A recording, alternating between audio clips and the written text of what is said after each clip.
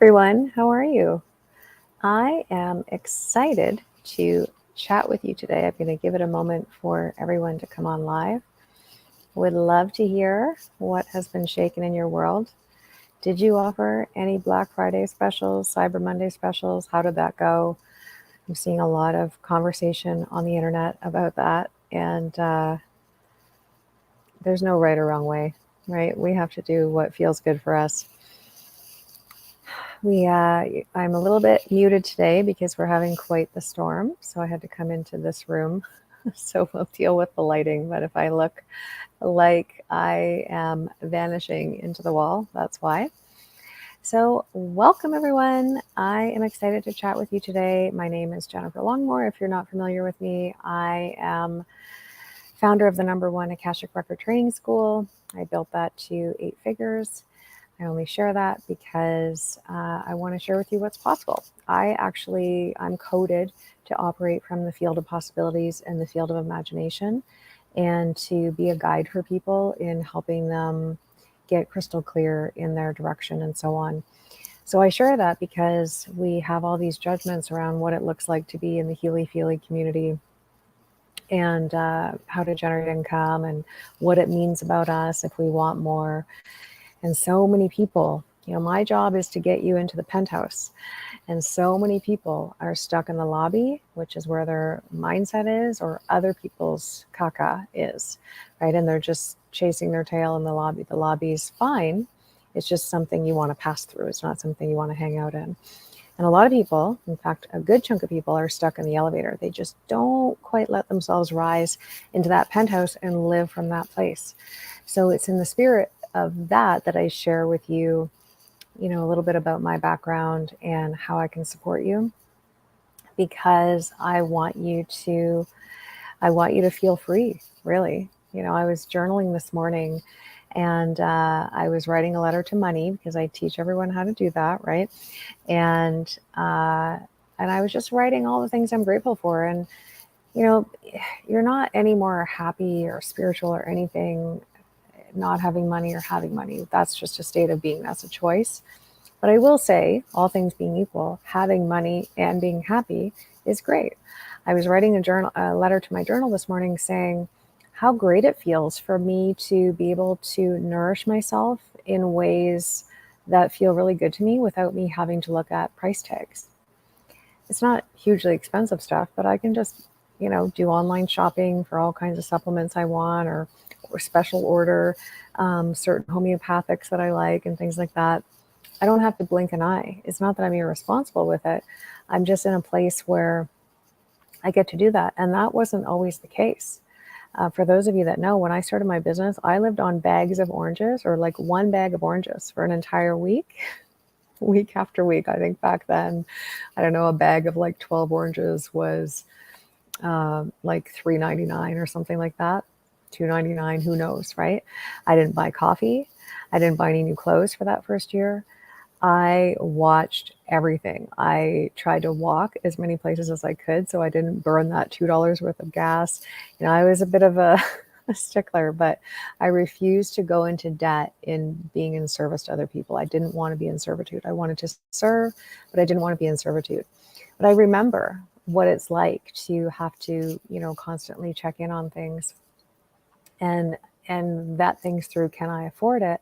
I don't really have to worry about that kind of stuff anymore, but it allows me to serve better, actually. Especially in 2020, I was able to just show up and lead because I wasn't operating from my root chakra. And I'm going somewhere with this because over the last few years, particularly, lack and limitation, poverty consciousness, whatever we want to call it, has been around for eons. We're programmed for that. That's just how the world is consumed. We were created, or we were programmed to be consumers for the last, let's say, 40 years, and now all of a sudden we're being made wrong for consuming. But who runs the system, right? So, anyways, lack and limitation is present, but in 2020, because I have fortified myself financially, I wasn't operating from my root chakra. I was operating from what I'm coded for. I just showed up and I went all in. I'm not going to say it was always easy because I needed a flipping rest. And I oftentimes pushed through because I wanted to help people. People were suffering. People were struggling. I had people coming to me that had 50K a month businesses and all of a sudden went to zero because that thing we kept talking about them creating recurring revenue and bringing some things online always seemed like this thing they would do one day, someday. And then they got, sadly, donkey kicked in the face. But they calibrated very quickly and got back up to, 20, 30, all the way up to 50K months again within a short period of time with us working together.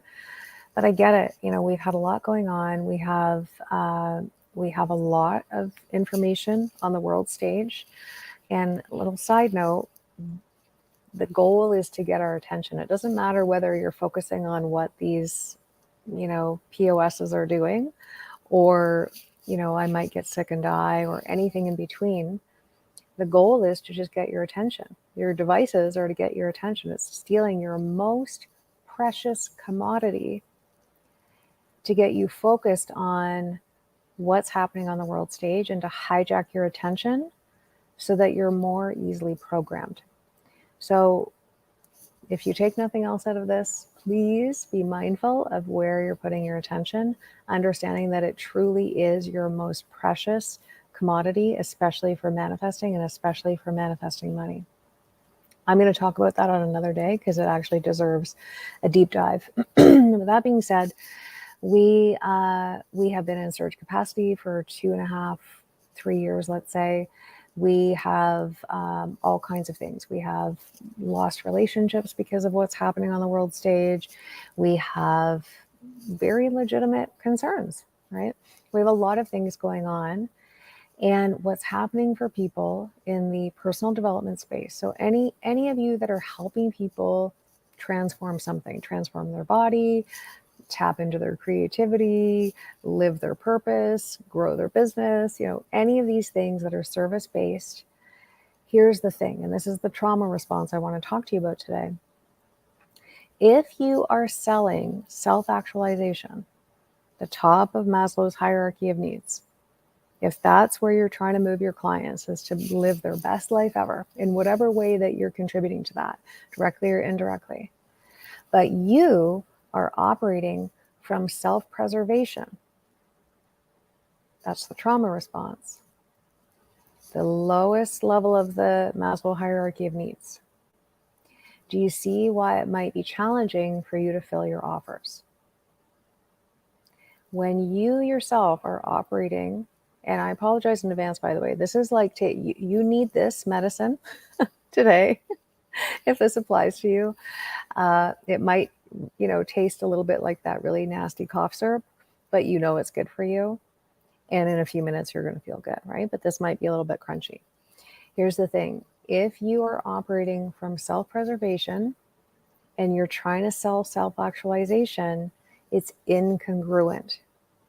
It's not impossible to sell. It's not impossible to have people buy whatever you're selling. It's really going to be a challenge for you to be in a convincing, pushing kind of energy, which is not the energy you want to be in. You don't want to be attached to the sale.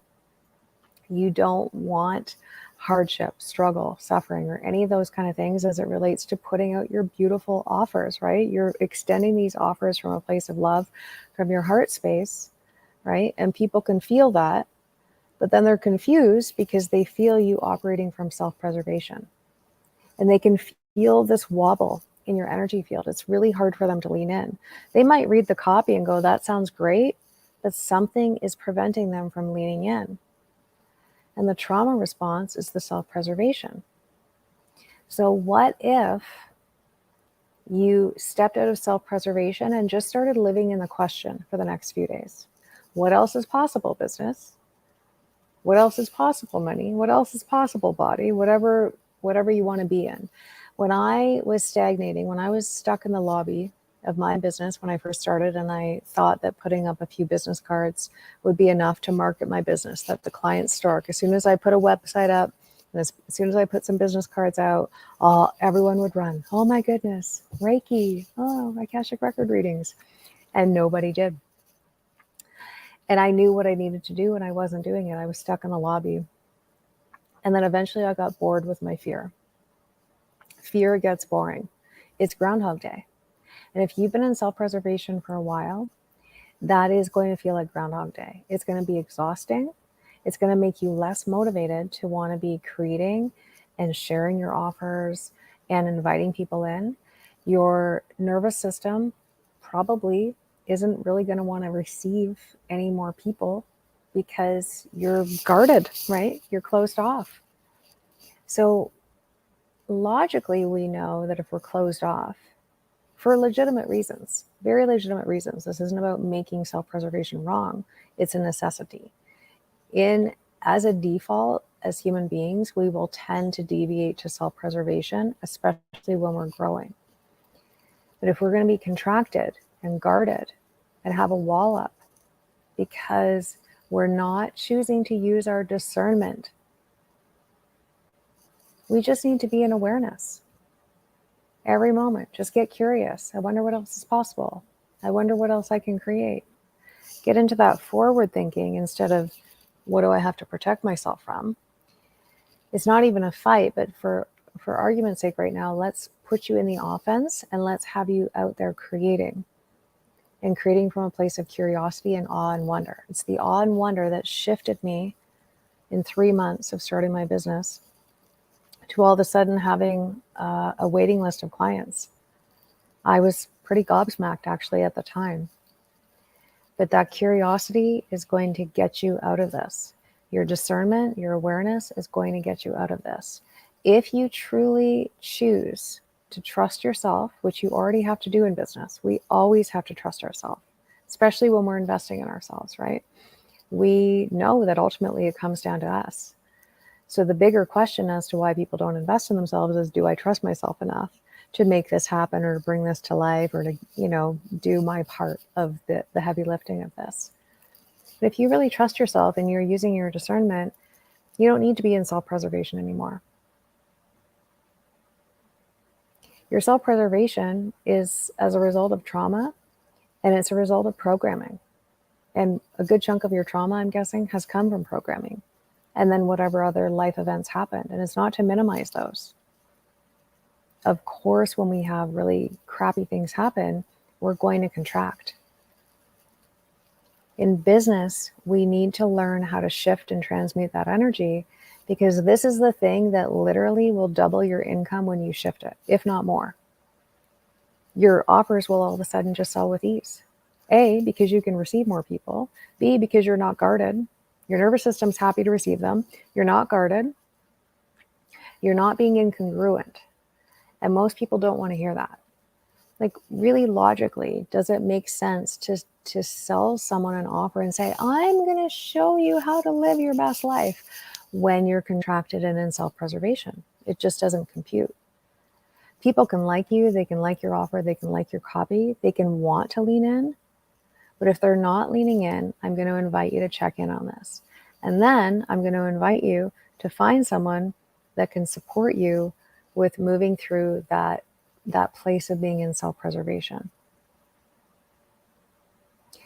So if you would like to be supported with that, I'm happy to chat. I have a few quick and easy ways for us to work together in a very sort of spot treatment kind of way. We can do some mini, like a mini package, so to speak, a mini coaching package where I'll channel energy to you from the Akashic Ascension codes and the Akashic records, do some, of course, mindset work and clearing trauma. And then, of course, any guidance and divine direction that you need. We can also work together through Voxer. A lot of people are liking that because many of us are feeling now like we don't really want to be tied into the phone all the time and have appointments we need to be at. But it's something that we can do through Voxer as well. So if this is something that speaks to you, I'm happy to chat with you. Just send me, either put it in the comments or let me know in the chat, or private message me and let me know that this is something that you want to chat about. And then we can see what fits for you. I don't want you to hang out in this energy. This, we're in it.